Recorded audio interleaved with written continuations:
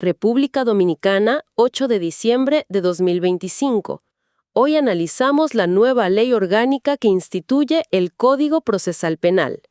Y para entender este cambio que es monumental, nos vamos a enfocar en, digamos, 4 áreas clave. Primero, el espíritu de la ley.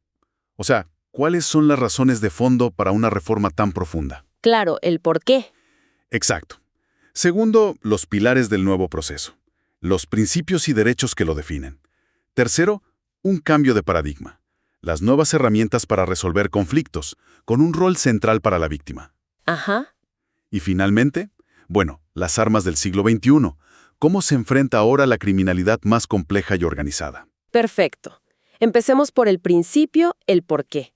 Al leer los considerandos, la justificación inicial de la ley, se percibe una sensación como de urgencia.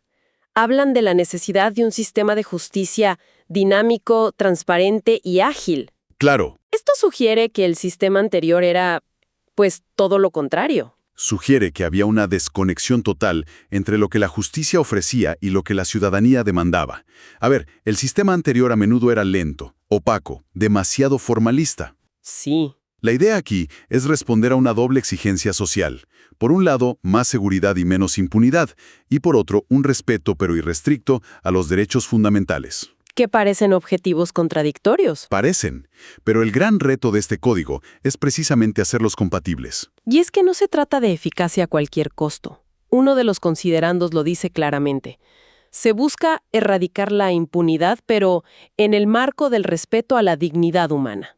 Es un equilibrio muy delicado. Es el equilibrio que define a un Estado de derecho. Y para garantizarlo, la ley establece desde el inicio un anclaje que es fundamental: la supremacía absoluta de la Constitución y de los tratados internacionales. El llamado bloque de constitucionalidad. Justo. Y esto no es un detalle técnico, es la regla de oro. Significa que si una norma de este código choca con un derecho constitucional, la Constitución gana, siempre. Pone, digamos, un muro de contención contra cualquier posible abuso. También se menciona la coherencia con la reforma reciente del Código Penal. Es como si hubieran cambiado el motor del coche y ahora necesitaran actualizar toda la transmisión para que funcione. Es una analogía perfecta. La ley penal te dice qué es un delito y la ley procesal te dice cómo se investiga y se juzga. Si cambias una sin tocar la otra, el sistema se desfasa. Se rompe. Colapsa. Esta reforma busca que ambos engranajes giren en perfecta armonía. Bien, entonces, entrando ya en el articulado, lo primero que uno encuentra es una fuerte declaración de principios. Y hay uno que, aunque suene obvio en una democracia, es vital recalcarlo. La idea de que no hay castigo sin un juicio previo. ¿Por qué es tan importante empezar por algo que a veces damos por sentado? Porque es la base de todo lo demás. Es el dique contra la arbitrariedad. Pero este código va más allá de solo decirlo. Lo blinda con otros principios. Por ejemplo, el del juez natural. ¿Qué significa eso exactamente? Suena un poco abstracto. Es básicamente una garantía contra la trampa. Significa que la ley tiene que definir de antemano qué juez es competente para tu caso. No se puede crear un tribunal especial o una comisión solo para juzgarte a ti. Ah, claro. Es como en el deporte. Tienes que jugar con el árbitro que ya estaba asignado al partido, no con uno que el equipo contrario pone a último minuto para perjudicarte. Asegura imparcialidad desde el diseño. Entendido. Y junto a eso, la presunción de inocencia. El texto es increíblemente explícito al respecto. Dice que ninguna autoridad podrá tratar a una persona como culpable. Ni presentarla como tal ante terceros. Exacto. Esto parece un mensaje directo a la forma en que a veces se maneja la información, ¿no? Totalmente. Y esto tiene un impacto directo en la cobertura mediática. Busca terminar con los juicios paralelos en la prensa, donde una persona es condenada públicamente mucho antes de pisar un tribunal. Claro. El código fuerza un cambio de lenguaje, de culpable a sospechoso. Y eso, que parece un detalle, es un cambio cultural enorme. Protege la reputación, la dignidad, que una vez perdidas son casi imposibles de recuperar. Otro pilar que mencionan ahí en los primeros artículos es el de la legalidad de la prueba. Solo vale lo que se obtiene legalmente. Aquí es donde entra la famosa doctrina del fruto del árbol envenenado. Si una prueba se obtiene violando derechos, por ejemplo un allanamiento ilegal, esa prueba es nula. No existe para el proceso. No existe. Y no solo eso, sino que cualquier otra prueba que se descubra gracias a la primera también queda contaminada y se anula. Cierra la puerta a los atajos ilegales y obliga a un trabajo de investigación riguroso. Y un último principio que me parece clave. El plazo razonable. El derecho a ser juzgado en un tiempo prudente. Esto ataca de frente uno de los mayores males de muchos sistemas judiciales. Acá la idea de que un proceso penal puede ser una condena en sí misma, la incertidumbre, la restricción de derechos, no pueden durar para siempre. Es decirle al Estado, tienes el poder de acusar, pero no tienes un tiempo infinito para hacerlo. Sé eficiente o el caso se cae. Ok, hemos hablado mucho de las garantías para el imputado, lo cual es fundamental. Pero todo proceso penal tiene otra cara. La persona que sufrió el daño. ¿Qué pasa con la víctima en este nuevo esquema? ¿Cambia su papel? Cambia radicalmente.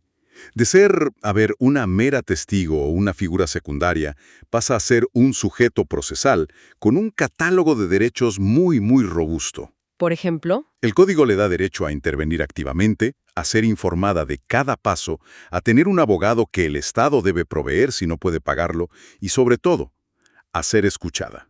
¿qué implica ese ser escuchada? Implica, por ejemplo, que antes de que el fiscal tome una decisión que pueda terminar el caso, como suspender la acción, tiene que escuchar la opinión de la víctima. No significa que la víctima decida, pero su voz debe ser considerada. Es darle un lugar. Es darle un lugar y un derecho a la protección y a la reparación. El foco ya no es solo castigar al culpable, ahora también, y quizás más importante, es reparar a la víctima y restaurar la paz social. Y en esa línea de restaurar la paz, parece que el código entiende que no todos los caminos llevan a un juicio. Se abren varias puertas, alternativas. Así es. El sistema reconoce que el juicio es la herramienta más costosa, la más lenta y la más confrontacional. Es la cirugía mayor. Claro. Víctima y el imputado para que lleguen a un acuerdo. Si lo logran, el caso se cierra. Y luego está una figura que suena un poco más controversial, el criterio de oportunidad. O sea, la potestad del Ministerio Público de simplemente no perseguir un delito. ¿No abre esto una puerta a la discrecionalidad? Esa es la crítica potencial y el mayor riesgo a controlar, ¿sí? Pero la idea detrás es estratégica. El sistema tiene recursos limitados. Este mecanismo le permite al fiscal decir, este hecho, aunque es un delito, no afectó de manera grave el interés público. Entiendo. Por ejemplo, un padre que por un descuido causa un accidente donde fallece su propio hijo. ¿Qué sentido tiene someterlo además a un proceso penal? El criterio de oportunidad permite enfocar los recursos en los delitos que realmente importan: el crimen organizado, la corrupción, los homicidios. Es una válvula de escape para el sistema. Una válvula inteligente. Y hay otra más: la suspensión condicional del procedimiento. Para delitos con penas que no superen los 5 años, se puede pausar el juicio. Se le imponen reglas de conducta. Como servicio comunitario o algo así. Exacto. No salir del país, prestar servicio comunitario. Si cumple con todo durante ese periodo de prueba, la causa se extingue.